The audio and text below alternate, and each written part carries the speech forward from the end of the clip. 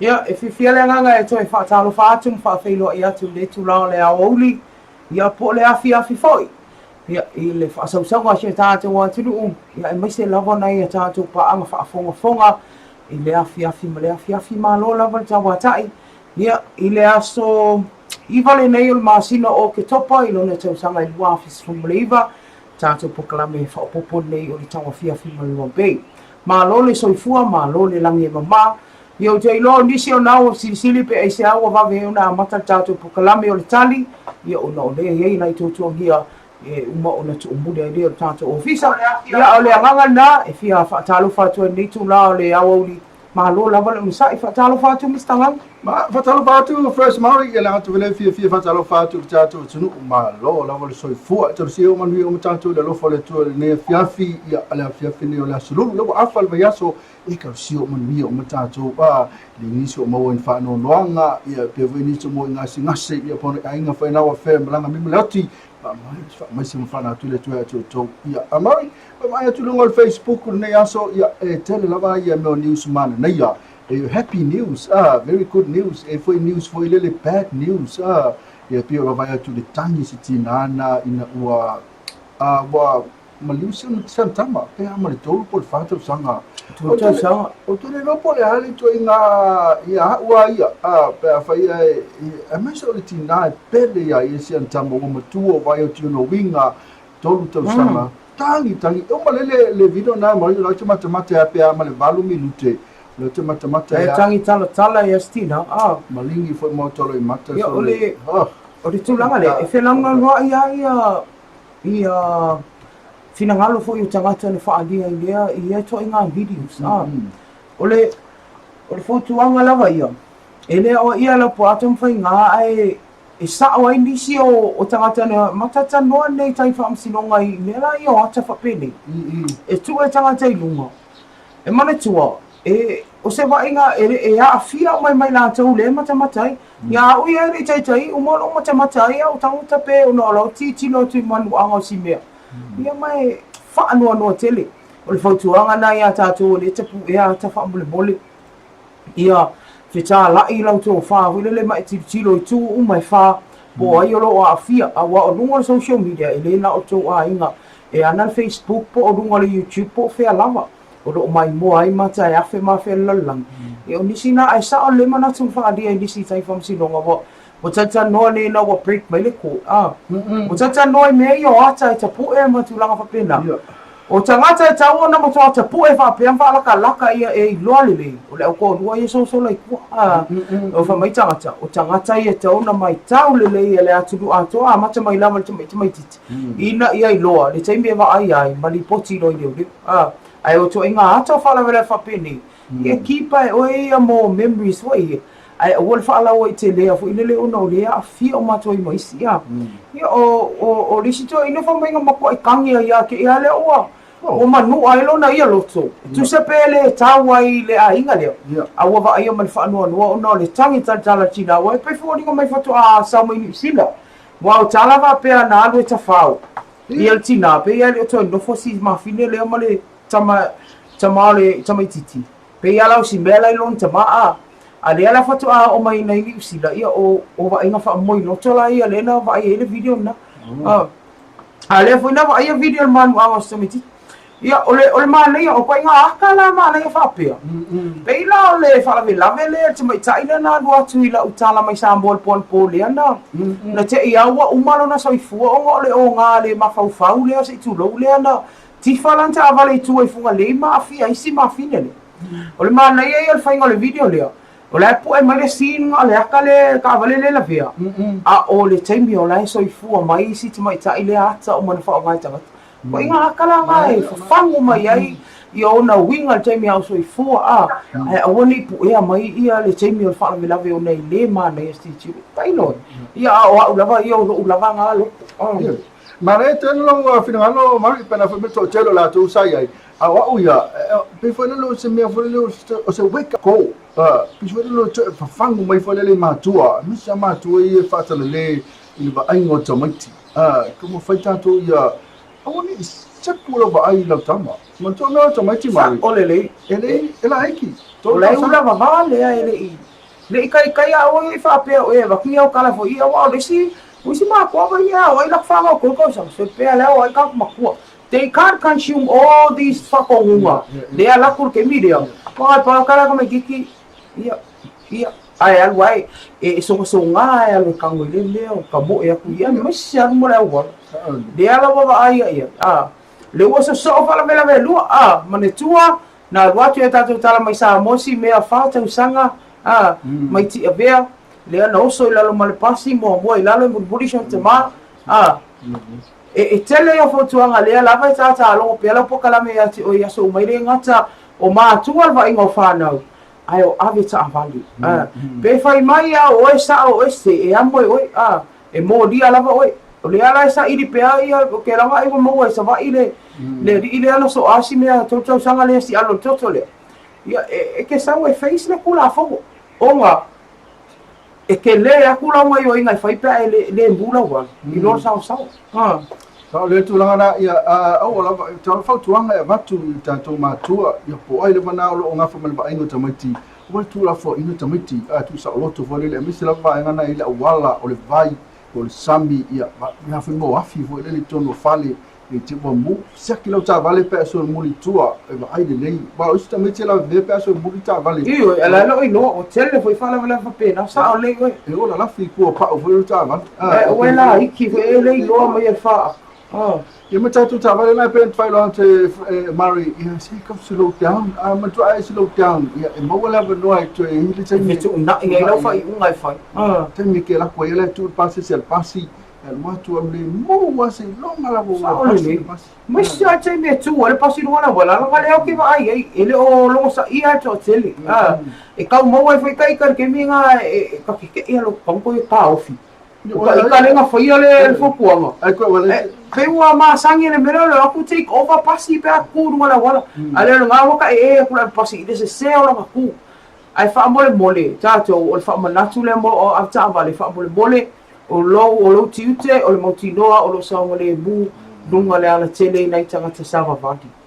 sa ai ka mai fa mole lava e fa mai so fa na tu le tu ale ainga ia mesi tinana e masitama fo i ainga ato lava ila to mana ni te mai tine fa na witi na wa ma la to wala e ono ni fa la beta ta vale ia pena fa manisi mana wa fe malanga mi loti fa mai se fa ma fa na tu le to ma pe la to tele la to no ma futa ma YouTube ia ole fatalo fa ti ha Joseph Afa ke ro e pe ya Joseph na visa na misiona Chati Press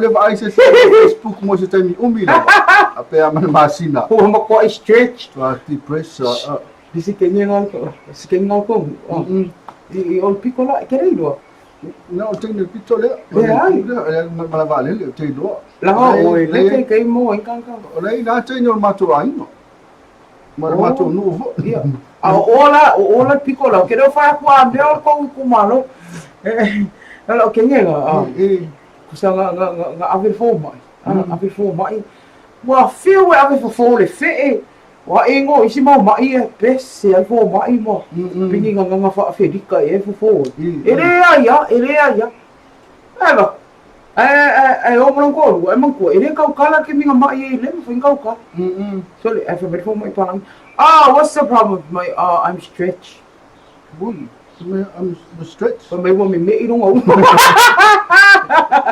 o mga kuai mo kingole lilo Joseph afanga me inga mo fa mai me ta lo fa fa ya ka like ma lo le so i fu fe sero ya ma ita ta seu ma lo la vale ma futu mai yo te lo to tele le lo i lo le wa an te po kala ya yo te lo ya le a wa bo fe lo ma sa la time ya ne to na ma te po kala le la fa to solo e ke pi e ka fo di si fini na la tunu sila yo le me la le ma yo fini o lo no mo e poloka ela tu o sofá ni fa mai o sofá e pula aqui wala ku fo mai fe mai ia fe fo mai pole what's wrong what happened my chicken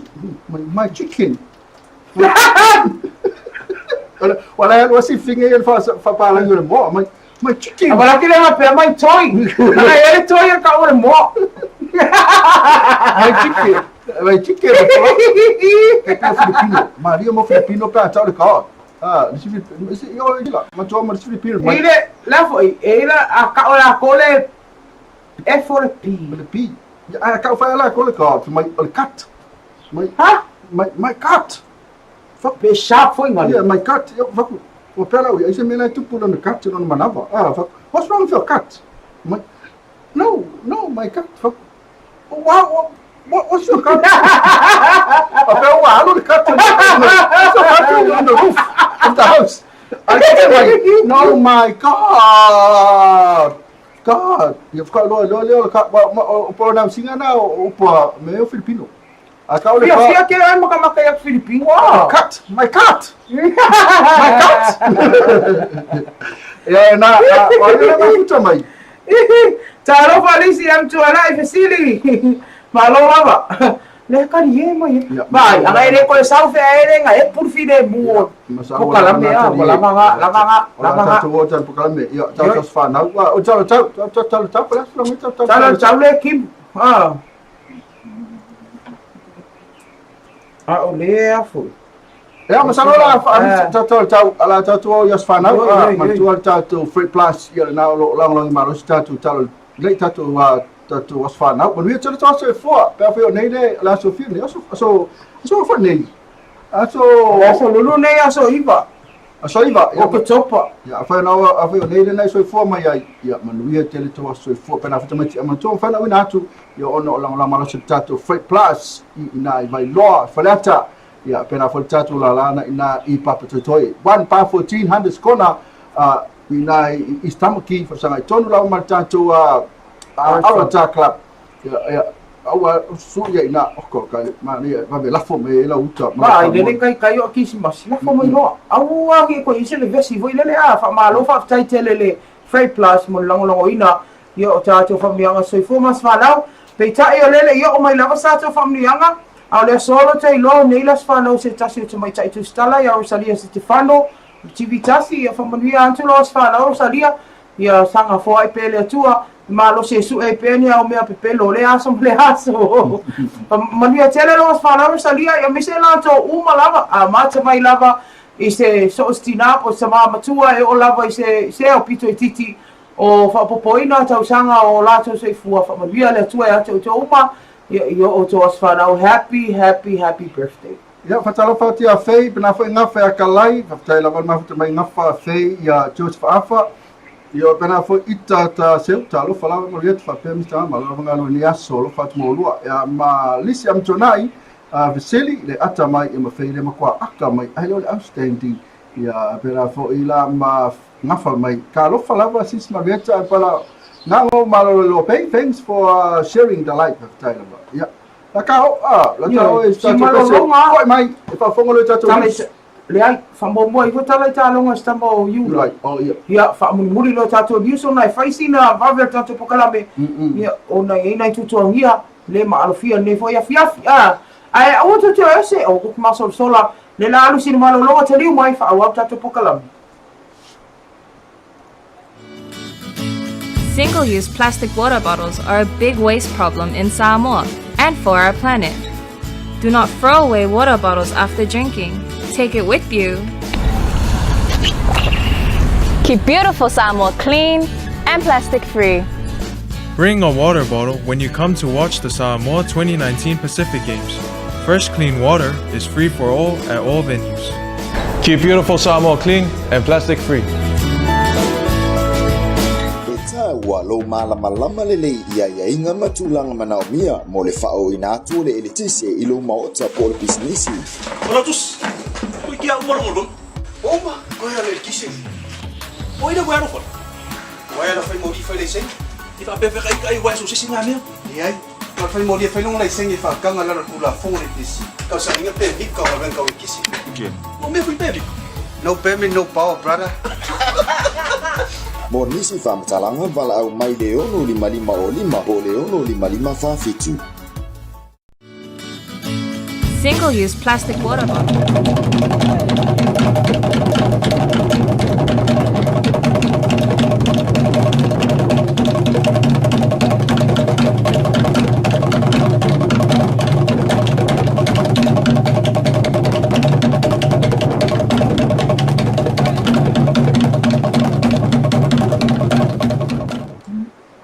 Fia te whatalofa atu i le toi taliu mai o tātou pakalame nei.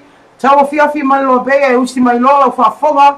Whapoponga nei o tātou tala mai Samoa.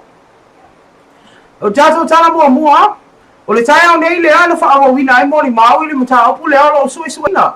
I le vao leo ma le ali o Koalani Junior Land. E alai moni anga le whasio tangata whaamoimoina.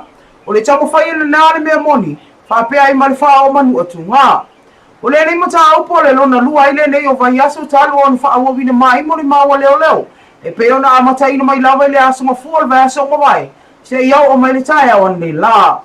No mawhai ana whaafafonga le whaamasino o mawalunga ila na fionga le tamaitai whaamasino i amata tua tangaloa.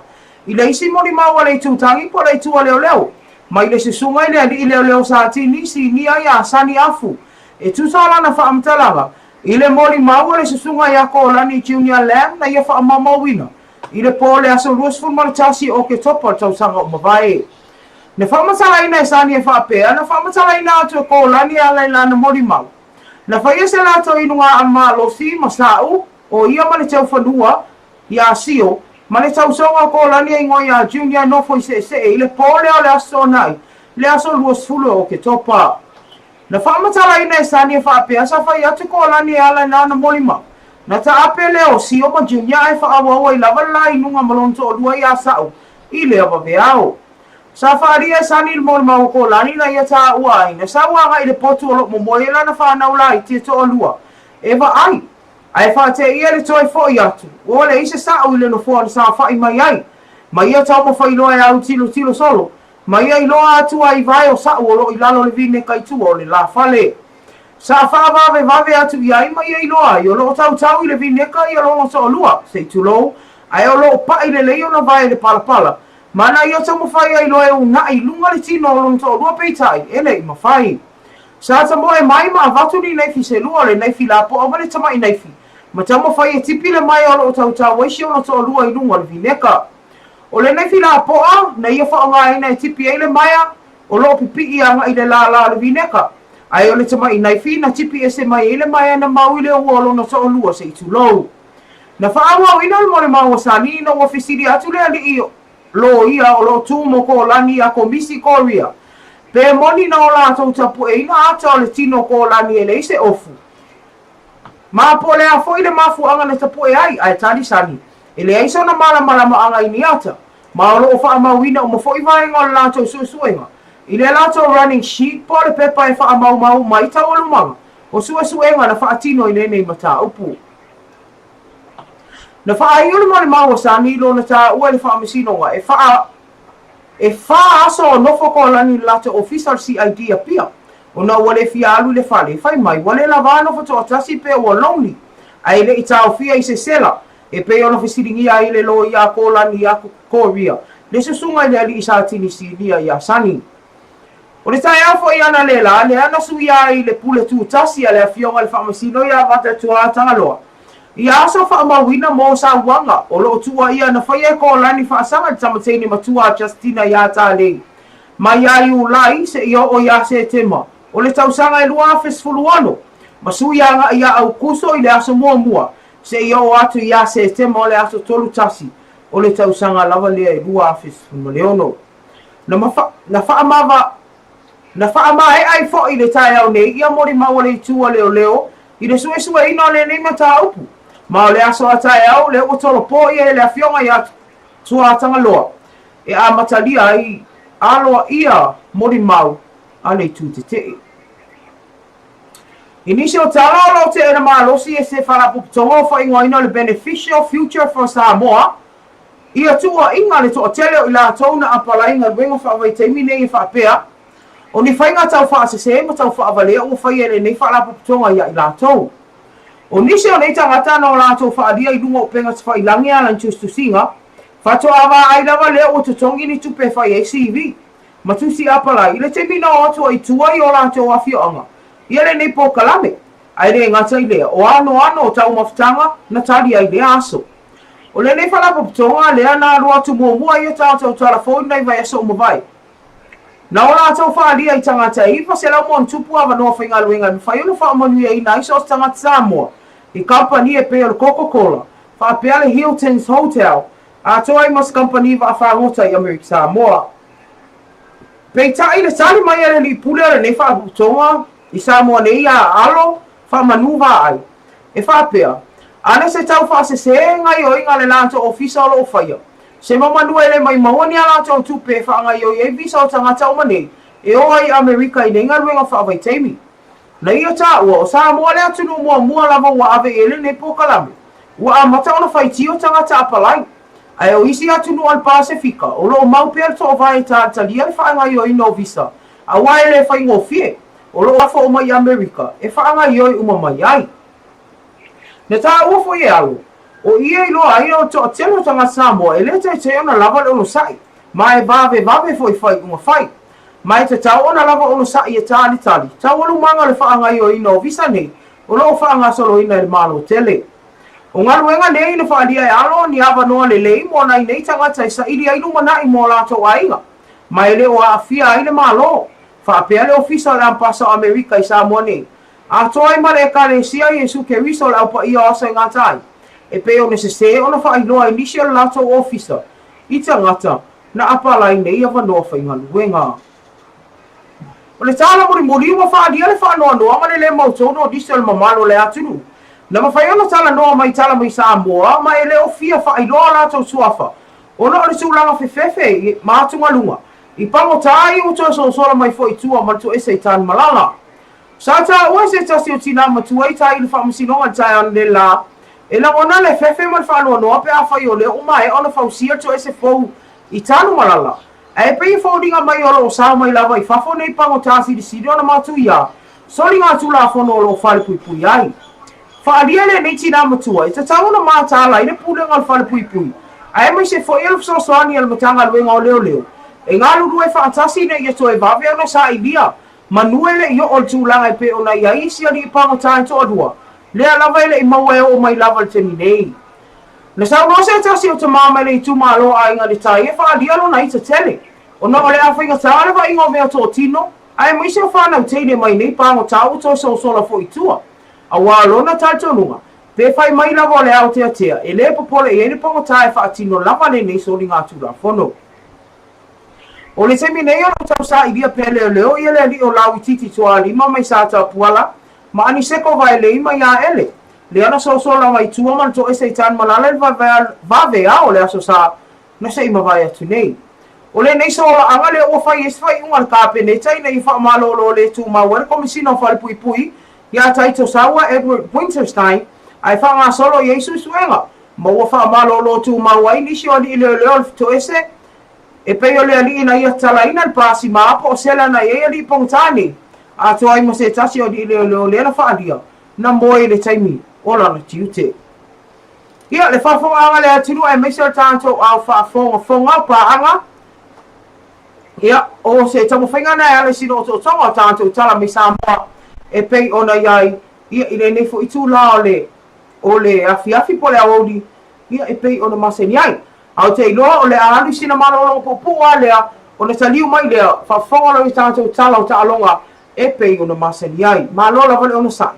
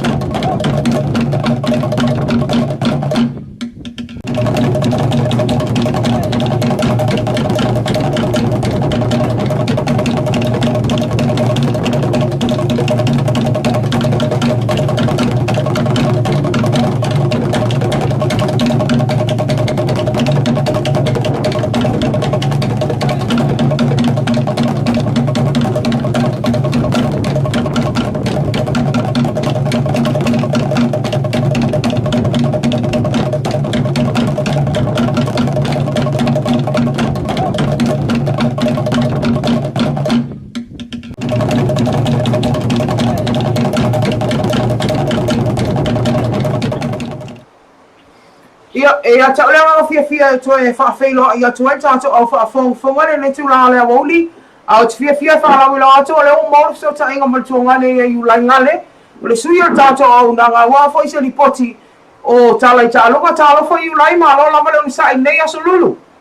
Ya malo na ba so kuwa Mari ya de ngata ko ile yo na fioma ya fiya wedi ya wala ba sai ko ina ta to atunu ya wa ba yero no ko yedi ya ile aso bare aso ya patalo patu ho ya na ta to wo pa ngalma ya o pela verta ko ni ke no pelo ma mo mai to tu mana nanga ne ya lo pe ko network patalo patu ya mo pelo patu ya to mala ya ile nei ko ba ngo na pia pila to ya shubaya hafonga o se pa ko ko fer ne ta to tala italo ma pa ya tu ta to sia ba udate wala pa ko mai ono le lang ma no shubaya pa o ko ngane le ya na lo pa le piba sputi ki sa le fi ma to nga ko hua o le o pa tu lang mai man sa mo le numero ta si le tele gas ya ile ta bisanga porta wa ngare pa lo langi pa tu lang mai to talo nga lima pe pa sama ko yellow cards ta si le red cards ada lo tonu talo nga ma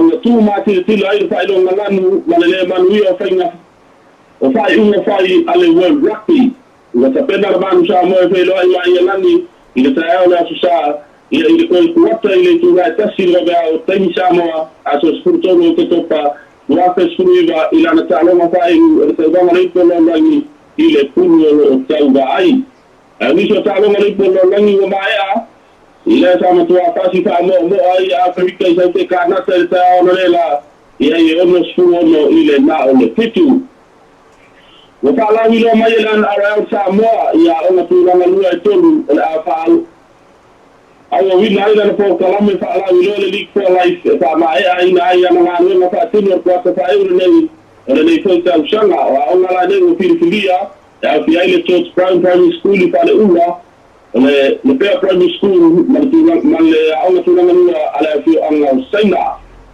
iso ta ko tala fa so pito ra kapi diki le mapaya ile mo fa so ile so sa mo under 16 le kiwi no sila under 16 le ta ona fi ya ye no school no ya ile no se pulu ya ta lo ya ne fa na la itela tunu e tu ma pe le fi ave ma fu sa mo ile lu ma nai mai la kapi niki lava ile ta tala liki ya Pacific Youth Cup Champions Bola to ilang school fatum sangar ba tu under 14 lesa fatum say to no kilani New Zealand fa iwar ba ya so o lesa ta ba ai so ia to sa mo under 14 le fatu na mai on ta lo ma sa fe mai ai ta fe lo ai ma to nga le wala ta lo ma lo ai le to sa mo under 14 ya i school no pa ke lo ai mani we na tu sar ta lo ma le ta yo no ai ta lo ma to sa mo ma le New Zealand Maori na ma ai ko le to sa mo under 14 ya i to pu na balu le semi final na to fe lo ya i pe na i le sa mo under 14 to sa mo ma le awo to ma le le ta lo ma ai ko le to under 14 ai no skuru balu le na le fa to ma sa i ngal champion le fa ta gana le na to fe lo ai ma le awo ni we ma ai ko le to sa mo under 14 i ai lua se kurfa ile na le no ni we ta tu langa mai ai yo champini ai to sa mo under 14 ile fe ta gana ta ua e ai mai se ia o se tai mu mo le ia wele ma fai ko na malolo le alde dei ia talu na fa ta ia mai ia ta gana dei ia fa na wa iti ma ta to tala fai u o lo fa o wina i perle to mala o pinga ban sa mo 7 si to no ni chile te mi dei e fa sa uni no tan sana tai to fito le tu langi le dei o le Oceania sevens ila so vanu mala so informasi le ko ale am tali ai ta mishanga le HSBC World 7 series wa ta suniva male lua fe lua se pulu le am tai ila so lima mala so fito te se malua fe suniva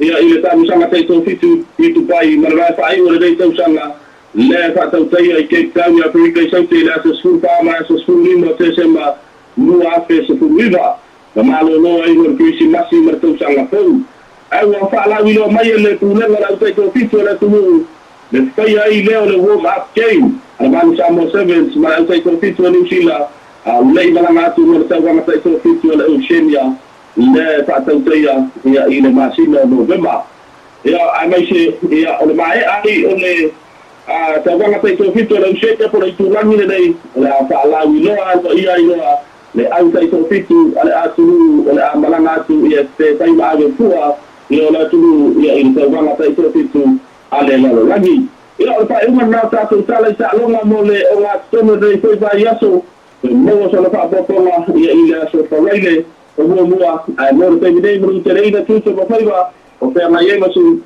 mala ma pelo so ta to tu ya mi ko ko le ta ya ya wala ba ya ta ko iba pe ya la pelo la tu ai mo te videi ta so ko ia malo lava iulai ia ngale ia wa foi tape nanga mo tatu tala mai talonga matango fia tala ne fiafi ia famani tele le tua ia toi fofuanga le afenga i ne fiafi a tatu toi fei loi les fai le verse nei fa so foi ia le na wa fa fonga so tatu wa tulu ia tu sai foi o se fa popo tatu tala talonga pe le maseni ai ia so fua o aso lulu mas farile vai sai tasi fa malo ai foi ia i mawhaatai le tātou company anga le leipo le whale ofo le pivas puti mo le lango malosi o tātou tala o tālonga ia i awafo le longa ina si o tātou atunu a le nei tu lane te i awa ngalo atu o le ue i whamni anga le asfa nao pe on tui le mai le e ngafa ia o le whamni anga o le asfa nao so se fina tau ili fia lua a toanga le ono sulu tau sanga ia o le tina ia so se fina tau ili fia lua ia alofangia le atua alo so ifua ia so se fina ia sanga fa popo pea ni tau sanga sele ia wala mafutanga ma inga e maisi o whanau ia ma tuangane ia mausa foi o alofa anga na mai o uso ia no mereta tau pa u ia male a inga ia mai a ngafa ia e maisi o Steve male whanau mai ni usila ia manu tele no aso so ifua so se fina ia ile nei fo i aso le aso ifa nei Oketopa happy birthday malo ia alena e fatalo fatu fo ia ngafa kalai le fa fatalo fonga mai se le kalkua mu sis marieta empala fa mungile to mo lua manga yo lua ainga fa fatalo va fatu ka place e pena foi ali sa kai talo falava to sala la lei wa ana fa fatalo tu atunu le ne fa mungile tu te mo faiva o fenga yai lo fatele atu from Western Australia ka place Whawhitai a Lisa mafuta mai, alofa tele atu ia mo oe male a inga. Ia, oe na, o nisi nao tātou niu, so pena fo ia ma tātou tali talonga, pe o ne whafongi. Ia, ai, ia o walisi tali mi a, langa whaila masina uno le. Whaamalu, nuu aku am, whaamawhanga whanga aku ngi kula lea fiafi. E sisi upu i runga atu, whaamalu ruma le whaamawhana. Whaapelepele. Ma whaapelepele atu o tau nei. Le whekawu i o voket. Koe a vese kua whapelpele. Toe mati whaamaua lalo atu lea fiafi. Ko la le umisa tau mawhtanga. Ma whai atu ai pelo le ile anga ianga. Ona, e inai tautuangi o se tasi fwe whaamoe e sifari tupe. E o loo whai e tau mea sina. Ia, o le ato whaafonga e fo isi update on na fo whaamoe. Ina so tai au.